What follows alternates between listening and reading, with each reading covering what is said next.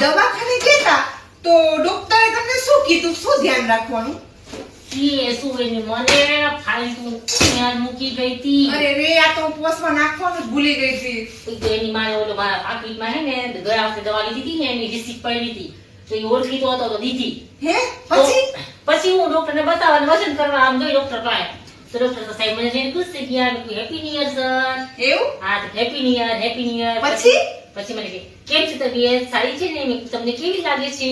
અને કે સરસ લાગે છે. પછી કેટલો વજન કર્યો? આ પછી મૂકને કેટલો વજન કર્યો? એટલે હું વજન તો હું કાંટા ઉપર ચડું એટલે ખબર પડે. પછી 43 કિલો ને 800 ગ્રામ થયું. પછી ડોક્ટર ખુશ થઈ ગયા પણ મેં કીધું મને ભૂખ ઓછી લાગે છે. પેલા ભૂખ નથી લાગતી. પછી તો કઈ નહીં, એને કીધું ચાવીને ખાવ. તો શું ચાવીને નહીં ખાતી હું? પછી શું? પછી કે ગોળનું પાણી પીવો, આમ કરો તેમ કરો.